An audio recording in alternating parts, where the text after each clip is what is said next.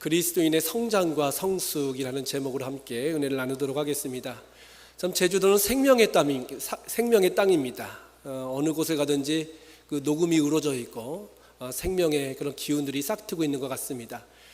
지난 금요일 우리 소년부와 유년부 성경학교가 한 이제 부서는 서쪽에서, 한 부서는 이제 동쪽에서 진행되었습니다. 그래서 교육부를 담당하고 있는 저는 이제 위 목사님 모시고 그 서쪽 소년부 성경학교 장소를 방문하고, 또 이어서 그 삼북로로, 서귀포 삼북로를 통하여 그 유년부가 성경학교를 진행하고 있는 장소로 이동했습니다.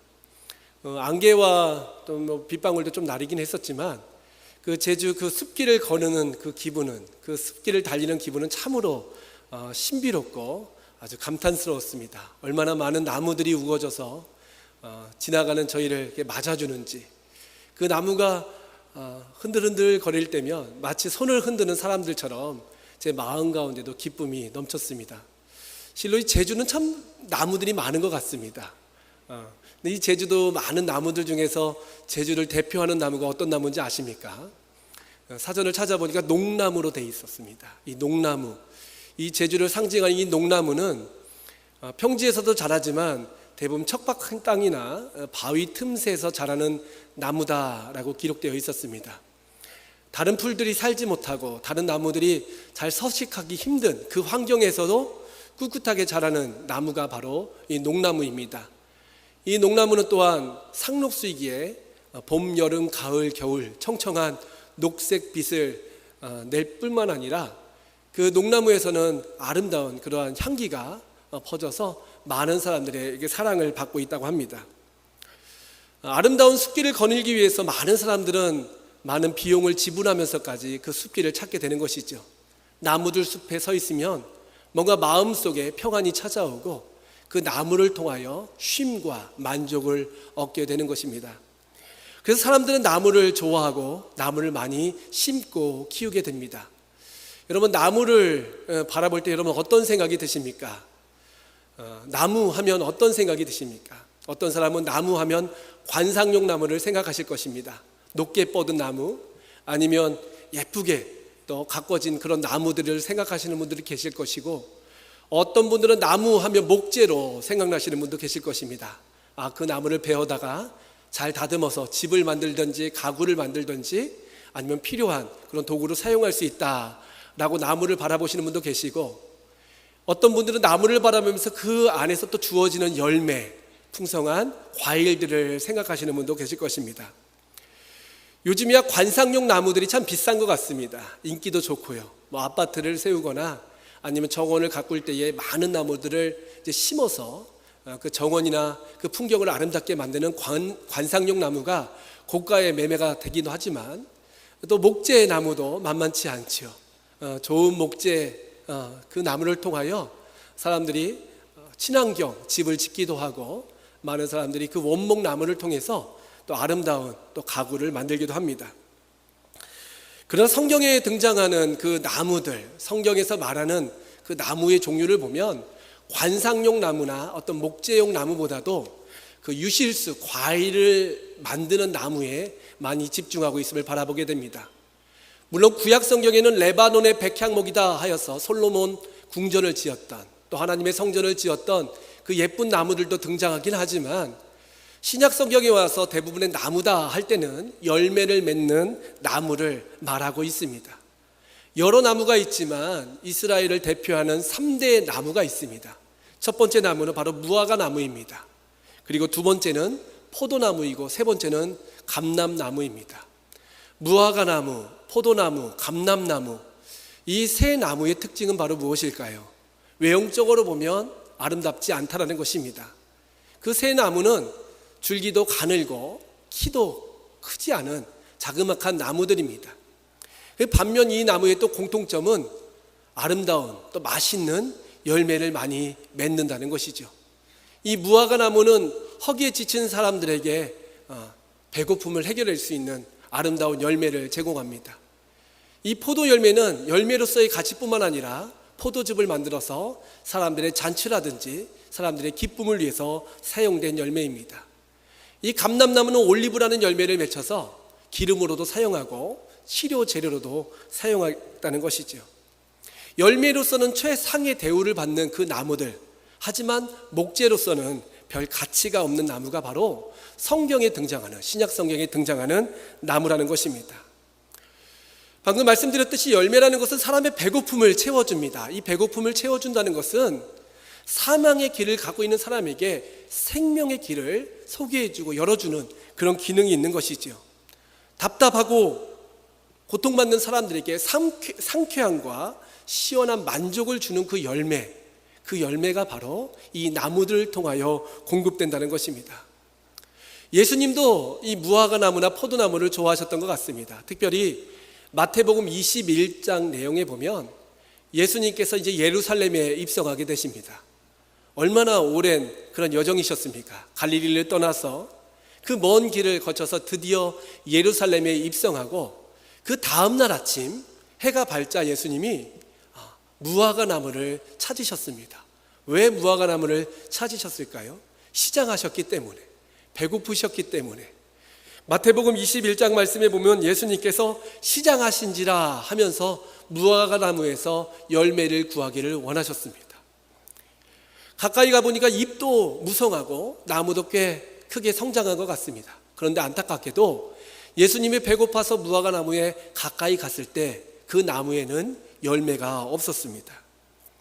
열매를 찾다 못 찾은 예수님은 그 나무를 향하여 말라라 라고 말씀하게 되시는 것이죠. 결국 무화과 나무의 존재 가치는 잎도 아니요, 줄기도 아니요, 가지도 아닌 바로 열매인데, 열매를 내지 못하는 그 무화과 나무를 향하여 주님은 베드로의 말에 의하면 저주하였다라고 기록되어 있는 것이죠.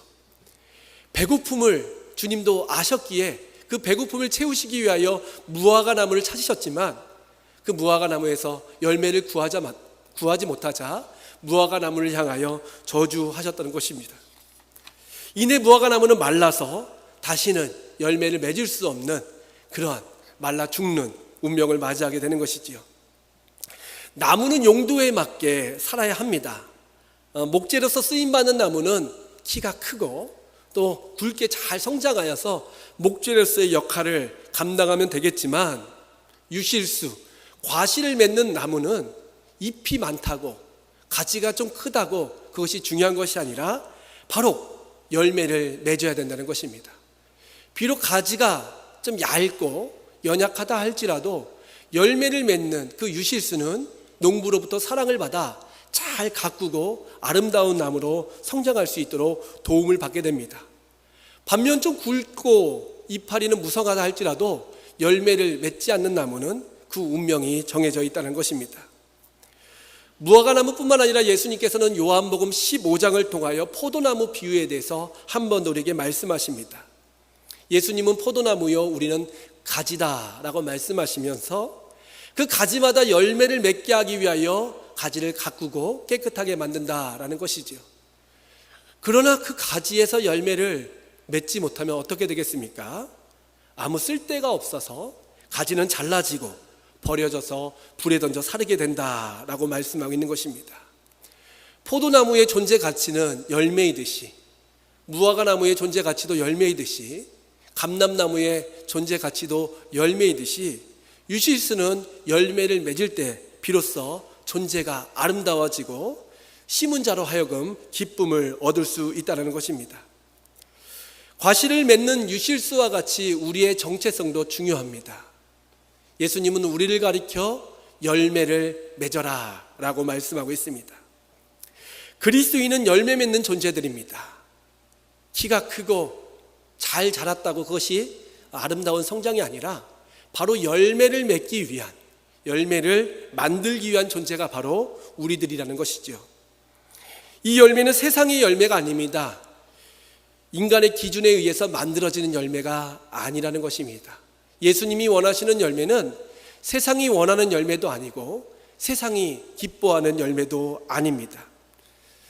우리 그리스도인으로서의 DNA는 바로 예수님께 있다는 것이죠. 예수님의 모습이 바로 우리의 모습이 되어야 되고, 예수님이 걸어가셨던 그 길이 바로 우리가 걸어가야 될 길이라는 것입니다. 그러니까 그리스도인은 결국 포도나무 대신 예수님처럼 우리들도 그 가지에, 그 줄기에 접붙여서 아름다운 가지로서 예수님과 같은 방향, 예수님과 같은 열매를 맺혀야 된다는 것입니다. 열매를 맺기 위해서 성장은 매우 중요합니다. 여러분, 새싹 때부터 열매를 맺는 나무는 없죠. 심기면 어느 정도 성장해야 됩니다. 열매를 맺기 위해서 반드시 필요한 과정은 바로 성장입니다. 이 성장을 위해서 세 가지가 필요한데, 그것은 바로 햇빛이고, 또 하나는 물이고, 또 하나는 토양입니다. 햇빛과 물과 토양이 적절하게 공급이 돼야지만이 이 자라나는 묘목들은 아름답게 성장할 수 있는 것입니다. 무럭무럭 성장해야 줄기도 굵어지고 잎도 무성해집니다. 성장의 이유는 단지 성장으로 끝내는 것이 아니라 열매를 맺기 위함이라는 것이죠. 왜 잎이 필요하고 왜 가지들이 점점점 굵어져야 됩니까? 바로 아름답고 탐스러운 열매를 맺기 위함이라는 것입니다. 근데 성장 과정을 보면요, 일정 기간은 계속 성장합니다. 작은 묘목들이 하루가 지나면 쑥쑥 크고 또 쑥쑥 큽니다. 근데 어느 때가 되면 이제 성장을 멈추게 되는 것이죠. 끝까지 성장하는 식물들은 없습니다. 어느 정도 성장을 하게 되면 그때부터는 성장을 줄이고 혹은 멈추고 그때부터는 열매 맺기에 힘쓴다는 것입니다. 그동안은 토양을 통해서, 햇빛을 통해서, 물을 통해서 수많은 영양을 공급받고 축적하였다면 이제는 바깥으로부터 축적된 그 영양을 가지고 열매 맺기를 시작하는 것이죠. 그때부터는 많은 물이 필요한 것이 아닙니다. 그때부터는 강렬한 태양이 필요한 것도 아닙니다. 그때부터는 또 양질의 토양이 필요한 것도 아닙니다. 일단 그 모든 것을 통하여 성장하였다면 그때부터 필요한 것은 바로 기다림입니다. 성장을 이룬 상태에서는 이제 더 이상 성장을 꿈꾸는 것이 아니라 몸에 축적되어 있는, 몸에 만들어진 것을 가지고 생명, 열매를 만드는 그러한 시간들이 필요하게 된다는 것이죠. 성장도 중요하지만 결국 이 성장이라는 것은 성숙, 열매 맺기 위한 전초 단계라는 것입니다. 예수님께서도 마태복음 7장 16절에서 20절 말씀에 보면 예수님의 제자들에게 이런 말씀을 하십니다. 그들의 열매로 그들을 알지니 가시나무에서 포도를 또는 엉겅퀴에서 무화과를 따겠느냐. 이와 같이 좋은 나무마다 아름다운 열매를 맺고 못된 나무가 나쁜 열매를 맺나니 좋은 나무가 나쁜 열매를 맺을 수 없고 못된 나무가 아름다운 열매를 맺을 수 없느니라. 아름다운 열매를 맺지 아니하는 나무마다 찍혀 불에 던져지느니라. 이러므로 그들의 열매로 그들을 알지니라. 아멘. 결국 성장이 중요한 것이 아니라는 것이죠. 성장을 통해서 그 나무가 어떠한 열매를 맺히느냐, 어떠한 열매를 통해서 자신을 증명하느냐가 더 중요하다는 것입니다. 아무리 크고 잎이 무성하다 할지라도 아름다운 열매를 맺히지 못한다면, 아무리 나에게 있어서 가지가 화려하고 잎이 화려하다 할지라도 아름다운 열매를 맺지 못한다면 그 나무는 쓸모없는 나무다라고 말씀하고 있는 것입니다. 이런 의미에서 본문은 참 중요한 그런 내용을 담고 있습니다. 오늘 우리가 읽은 본문, 누구나 다 아시는 성령의 열매들이 기록되어 있죠. 그렇습니다. 하나님이 기뻐하시는 열매가 무엇인지, 그 열매는 어떻게 맺혀지는지 자세하게 기록된 본문이 바로 오늘 우리가 읽은 갈라디아 본문입니다. 성숙한 그리스도인, 그리스도의 장성한 분량에 이른 사람들에게 맺혀지는 열매는 어떤 열매냐는 것이죠. 오늘 본문을 통해서 우리는 알 수 있듯이 오직 성령의 열매는 사랑과 희락과 화평과 오래 참음과 자비와 양성과 충성과 온유와 절제다라고 말씀하고 있습니다. 이어서 이 같은 것을 금지할 법이 없느니라 라고 말씀하고 있습니다. 금지할 법이 없다. 이게 무슨 말일까요? 원어적으로 보면 이것을 막을 수 있는 방법이 없다라는 의미입니다. 이런 성령의 9가지 열매, 이 성령의 열매를 가지고 있는 사람은 그 누구도 어떤 방법으로 막을 수 없는 사람이다 라고 말씀하고 있는 것이죠. 예수님께서 이런 열매를 통하여 세상에 놀라운 구원을 이루어주셨듯이 이러한 열매가 맺혀진 사람은 세상의 그 어떤 방법으로도 그 누구도 막을 수 없다라는 의미를 담고 있는 것입니다. 근데 이 열매는 어떻게 만들어지는 것일까요? 이 열매는 관계라는 틀 속에서 만들어진 열매입니다. 이 성령의 열매를 맺겠다고 홀로 산속에 들어가서 수도 생활하며 만들어지는 열매가 절대 아니라는 것입니다. 이 열매 한 가지 한 가지를 보면 나와 상대, 나와 공동체의 관계를 통해서 만들어지는 열매라는 것을 알 수 있습니다. 반면 19절에 육체의 일들, 우리가 읽진 않았지만 육체의 일들이라는 그러한 서욕들도 기록되어 있는데, 이건 역시 관계를 통해서 만들어지는 아픔과 상처라는 것입니다. 성령의 열매도 육체의 일들도 관계를 통해서 아름답게 만들어지기도 하고 또 잘못되게 만들어지기도 한다는 것입니다. 그렇습니다. 우리는 관계 속에서 열매를 맺기도 하고 또 상처를 받기도 된다는 것입니다. 성령의 열매는 공동체를 통해서, 관계를 통해서 아름답게 우리에게 맺혀지는 선한 열매들이라는 것입니다. 제가 캄보디아의 단기 선교 탐방을 잘 다녀왔습니다. 저는 교육부를 담당하여서 아이들과 함께 여름 성경학교를 진행하게 되었는데, 그 현지 아이들과 뛰어놀다가 그만 목이 이렇게 살짝 돌아갔습니다. 목이 돌아갔다는 말이 무슨 말씀이신지 아시죠? 목이 안 움직여지는 겁니다. 이렇게 고개를 돌려야 되는데 한쪽으로는 잘 돌아가는데 반대쪽으로 잘 안 돌아갔습니다. 큰일 났습니다. 해야 될 일은 많은데 목이 굳어버리자 아이들을 쳐다볼 때도 이렇게 어깨를 같이 돌려야 되는 그런 상황이 됐습니다. 큰일 났다 걱정하고 있는데 갑자기 아내가 우리 한의사 선생님 계시잖아. 그래서 같이 갔던 의료팀 중에 한의사 집사님을 찾아갔습니다. 집사님을 찾아가서 집사님 살려주세요 하고 쳐다보는데 집사님이 왜 그러십니까? 그래서 목이 돌아갔어요. 큰일 났습니다 했는데 집사님이 앉으라고 하더니 그 침을 꺼내면서 제 온몸에다가 침을 놓기 시작하셨습니다. 처음에는 굳은 목을 풀기 위해서 저는 목에만 놓을 줄 알았습니다. 목에도 여러 방을 놓더니 손등에도 놓고 발등에도 놓고 종아리에도 침을 놓는 거 아니겠습니까? 그래서 저는 좀 의아했습니다. 집사님, 왜 목에만 넣어야지 왜 발에도 놓고 팔에도 놓습니까? 했더니 집사님이 하시는 말씀이 목사님께 다 연결되어 있습니다 그러시더라고요. 목이 굳었어도 목만 푼다고 되는 것이 아니라 목에서부터 흐르는 그런 모든 그런 막힌 것을 다 뚫어야 됩니다 하면서 발에도 막 놓고 막 피도 뽑고 그러셨습니다. 목이 아픈데 발까지 침을 놓는 우리의 신비로운 몸을 깨닫게 되었습니다. 우리의 모습도 이와 비슷하다고 생각합니다. 결국 내 자신의 문제가 내 자신의 문제만으로 끝나는 것이 아니라 내 문제는 다른 형제의 문제가 될 수 있고, 반대로 다른 형제의 문제는 내 문제도 될 수 있는 신비로운 우리의 몸, 그리스도의 몸된 교회를 깨닫게 되는 시간이었습니다.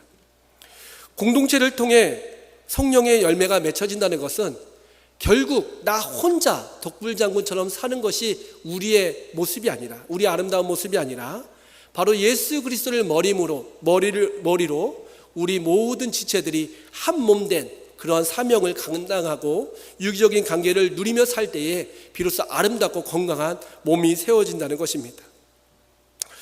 여러분, 더운 여름철 왜 하나님이 더위를 주셨는가 원망스럽지 않습니까? 하나님 늘 1년 365일 좀 선선한 날을 주시면 얼마나 감사하겠습니까? 24도, 23도의 낮 기온, 20도의 밤 기온 하면 얼마나 좋겠습니까? 저도 그런 생각을 많이 했습니다. 사실 무더위가 찾아오면 모든 사람들이 다 힘들어합니다.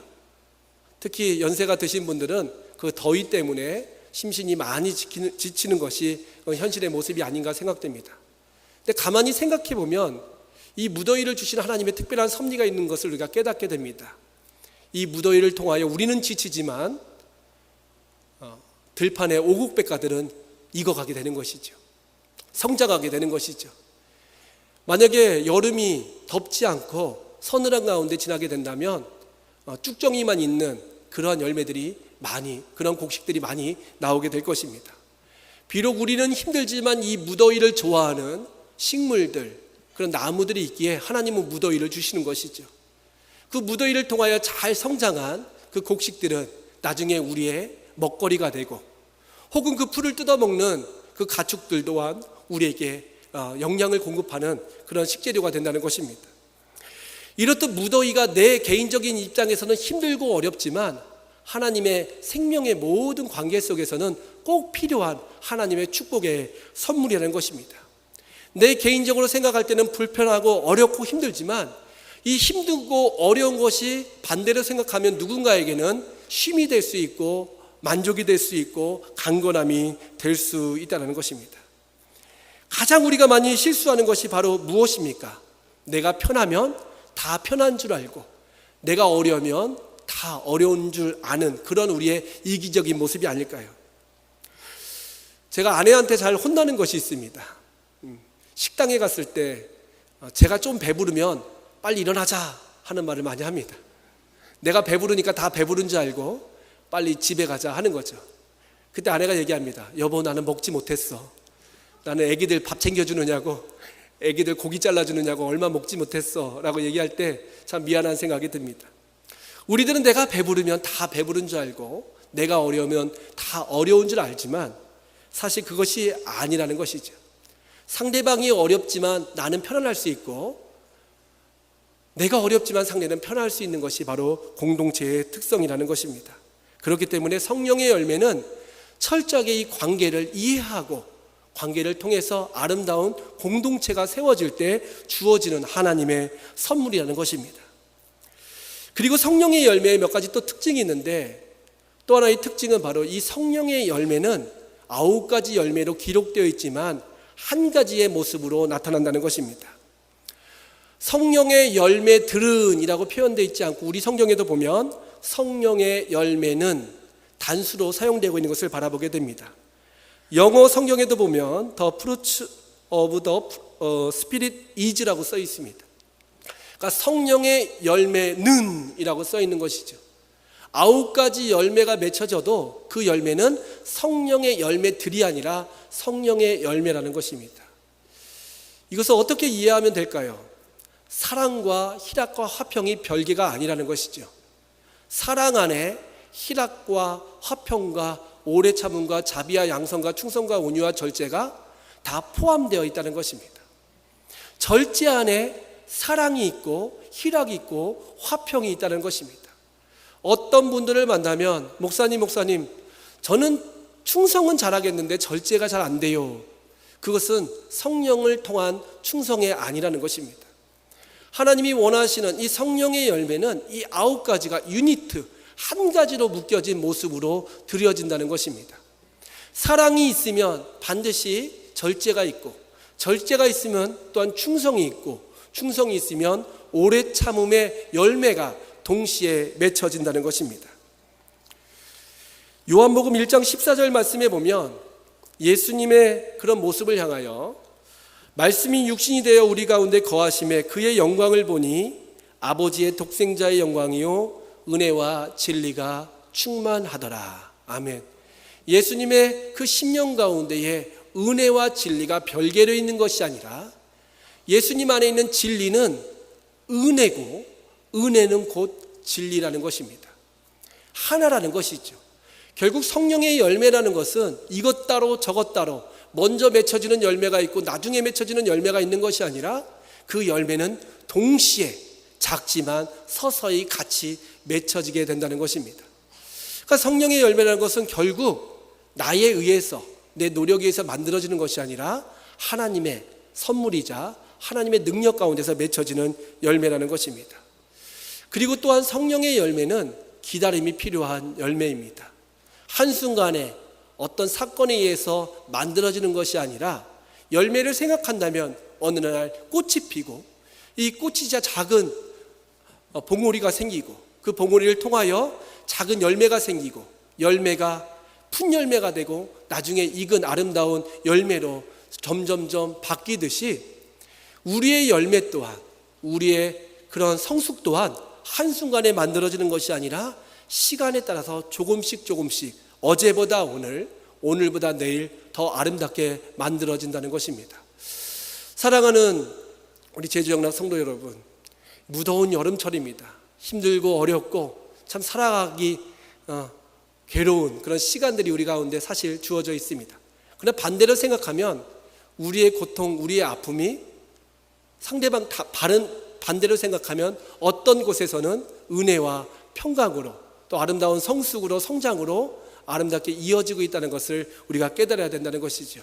힘들고 어렵지만 내가 어렵다고 해서 다 어려운 것이 아니라, 내가 평안하다고 해서 다 평안한 것이 아니라, 나의 그런 고통이 다른 사람의 기쁨이 될 수 있고, 또 내가 평안하지만 다른 사람은 어려움 속에 빠져 있다는 것을 기억하면서 하나님이 주신 그런 마음으로 아름답게 성숙된 그런 신앙인으로 거듭나는 귀한 은혜가 있으시기를 주님의 이름으로 축복합니다.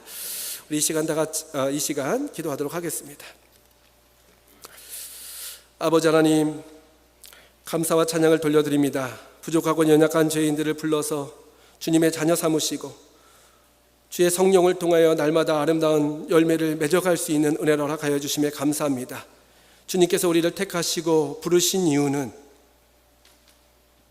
잎이 무성하기 위함도 아니요 성장만을 위함도 아니요 주님께서 원하시는 아름다운 열매들을 맺히기 위함인 것을 이 시간 고백합니다. 우리 가운데 아직도 성장만을 꿈꾸고 있는 성도들이 있다면 이 시간 주님의 뒤를 따름을 통하여 아름다운 성숙을 이루어 하나님이 기뻐하시는 아름다운 열매를 올려드릴 수 있도록 함께하여 주시옵소서. 잎은 무성하지만 열매 없는 신앙이 아니라 비록 포도나무처럼, 비록 무화과나무처럼 가지는 뒤틀리고 보잘것없다 할지라도 하나님이 주시는 은혜로 말미암아 아름다운 성령의 열매를 주렁주렁 맺혀 하나님 앞에 영광 돌릴 뿐만 아니라 많은 사람들에게 쉼과 위로와 기쁨을 줄 수 있는 저희들이 될 수 있도록 함께하여 주시옵소서. 우리 제주영락재단에 속한 모든 사랑하는 성도들이 제주영락이란 이름으로 이 시간 함께 모였사오니 서로를 품고 서로를 섬기며 서로를 사랑함을 통하여 우리 가운데 하나님이 기뻐하시는 충만한 열매들이, 기쁨의 열매들이 주렁주렁 맺혀갈 수 있도록 함께하여 주시옵소서. 심신이 지쳐있는 성도들 가운데에 담비와 같은 하나님의 역사를 내려주시어서 있는 모습 그대로 하나님 앞에 아름다운 열매를 올려드릴 수 있도록 인도하여 주시옵시고, 비록 무화과나무에 잎이 없고 포도나무에 열매가 없고 외양간에 송아지가 없고 논밭에 식물이 없다 할지라도 구원의 하나님 그 한 분만을 바라봄을 통하여 하나님이 기뻐하시는 거듭난 삶으로 아름답게 살아갈 수 있도록 함께하여 주시옵소서. 모든 영광 우리 주님께 돌려드리며 예수님의 이름으로 기도하옵나이다. 아멘.